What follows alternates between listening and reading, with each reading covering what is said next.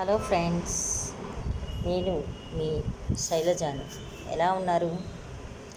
ఈరోజు మనం కొన్ని వంటింటి చిట్కాలను తెలుసుకుందాం. మొదటిగా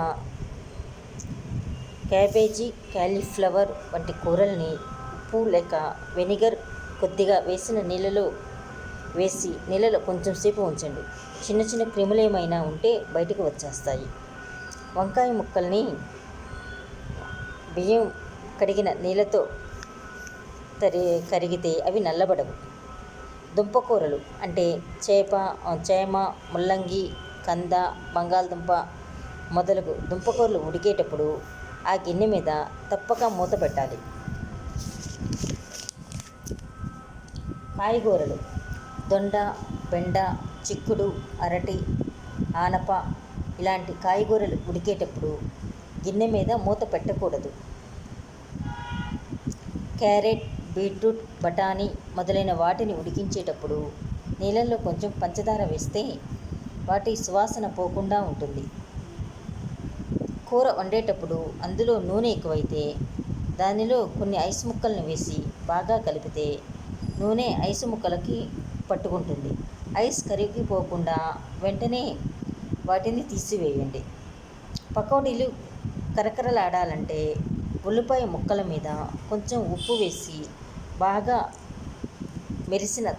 మెదిపిన తర్వాత శనగపిండితో కలిపి పకోడీలు వేయండి. బాగా కరకరలాడుతూ వస్తాయి. అరకేజీ చపాతీ పిండికి కప్పు పెరుగు, ఒక మెత్తని అరటిపండు కలిపితే చపాతీలు మెత్తగా ఉంటాయి. కూరలో ఉప్పు ఎక్కువైతే గోధుమ పిండితో 3-4 చిన్న ఉండలు చేసి వేయాలి. కూర ఉడికిన తర్వాత వాటిని తీసివేయండి. కూరలో ఉప్పు ఎక్కువైతే ఒక బంగాళదుంపను 5-6 ముక్కలుగా చేసి కూరలో ఉడికించండి. ఉడికాక వాటిని తీసివేయండి. ఎక్కువ ఉప్పును అవి పీల్చుకుంటాయి. ఇడ్లీ మెత్తగా రావాలంటే ఇడ్లీ పిండి రుబ్బేటప్పుడు దానిలో 2 ఆముదం చుక్కలు వేయండి. ఇడ్లీ చాలా మెత్తగా వస్తాయి. పాలు విరగకుండా ఉండాలంటే ఒక చిటికెడు తినే సోడాను పాలలో కలపండి.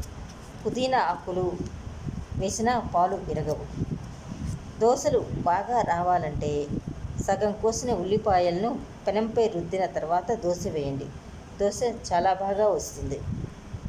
పూరీ పిండిలో 2 చెంచాలు బొంబాయి రవ్వ, 2 చెంచాలు మైదా కలిపి పూరీలు చేస్తే చాలా మంచి రుచిని వస్తాయి.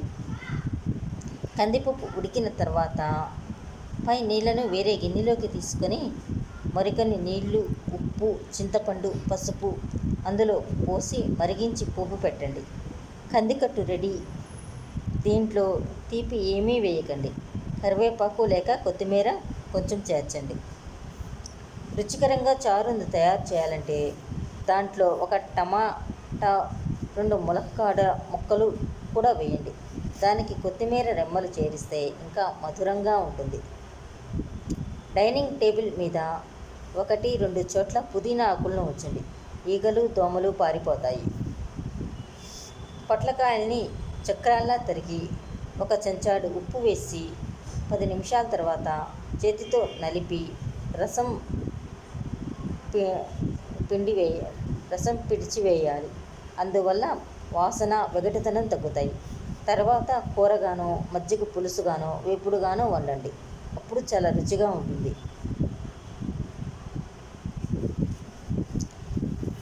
కొబ్బరి నూనెలో కొంచెం రాళ్ళ ఉప్పు వేసి ఉంచితే నూనెకు ఏ వాసన లేకుండా చాలా రోజులు నిల్వ ఉంటుంది. క్యారెట్, బీట్రూట్, బఠానీ మొదలైన వాటిని ఉడికించే నీళ్ళలో కొంచెం పంచదార వేస్తే వాటి సువాసన పోకుండా ఉంటుంది.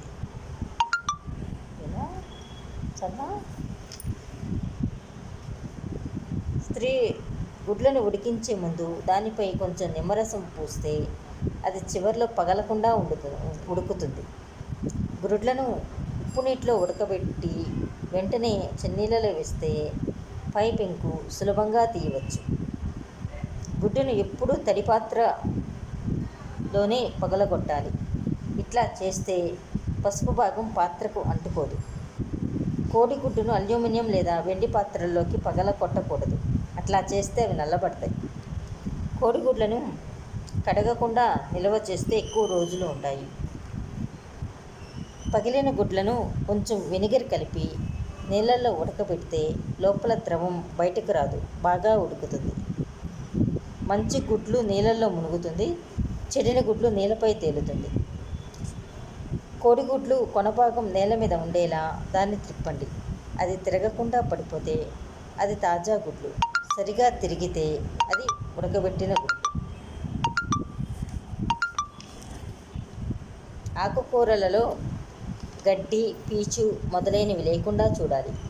ఒక్కొక్కసారి ఆకుల వెనుక పురుగు గుడ్లు కూడా ఉంటాయి. అందుకే వాటిని చాలా జాగ్రత్తగా కడగాలి. పదార్థాలను ఏ విధంగా ఉడకబెట్టినా వాటిపై తప్పక మూతలు ఉండాలి. వంట ఇంట్లోకి గాలి, వెలుతురు బాగా రావాలి. తలుపులు ఎప్పుడూ మూసి ఉంచకండి. మూసి ఉంచినట్లయితే ఒక విధమైన వాసన వస్తుంది. బొద్దింకలు, సాలీళ్ళు మొదలైన క్రిములెన్నో చేరతాయి. వంట ఇంటిలో తడి బూజులు లేకుండా చూసుకోవాలి. కిచెన్లో రాత్రిపూట ఒక చిన్న బల్బును వేసి ఉంచితే బొద్దింకలు, పురుగులు చేరవు. పప్పులు కడిగిన నీళ్లు, కూరలు ఉడికించిన నీళ్లు సింక్లో పోస్తే వెంటనే మంచినీరు పోసి కడగాలి. తర్వాత కొద్దిగా డెటాల్ నీళ్ళను కానీ, ఫినాయిల్ కలిపిన నీళ్ళను కానీ పోస్తే మురికి వాసన ఉండదు. కిచెన్లో వంట చేసే చోటును అంటే స్టవ్ పెట్టే గట్టును, సింకును తరచుగా డెటాల్తో కడుగుతుండాలి. ఒక అర బకెట్ నీళ్ళలో 2-3 చుక్కలు డెటాల్ వేస్తే చాలు. ఫినాయిల్ వాసన గిట్టని వారికి ఇది మంచిది. కూరలు తరిగేటప్పుడు వచ్చిన పైపొట్టు, ఆకుకూరల మొదళ్ళు వెంటనే తీసుకెళ్ళి డస్ట్బిన్లో వేస్తుండాలి. వెట్ గ్రైండర్, మిక్సీ జార్లను వాడిన వెంటనే కడిగి శుభ్రపరచాలి. సింకులో కలరా ఉండలు వేసి ఉంచితే పురుగులు, బొద్దింకలు రావు. మీ పెంపుడు జంతువుల్ని ఎప్పుడూ వంటగదిలోకి రానియకండి. Thanks for listening this video. ఈ వీడియో కనుక మీకు నచ్చినట్లయితే లైక్ చేయండి, షేర్ చేయండి అండ్ సబ్స్క్రైబ్ చేసుకోండి. ఇలాంటి వీడియోలు ఇంకా ఎన్నో ఈ శైలుస్ టిప్స్ ఛానల్లో మీకు ప్రతిరోజు వస్తూనే ఉంటాయి. Thanks for watching this video.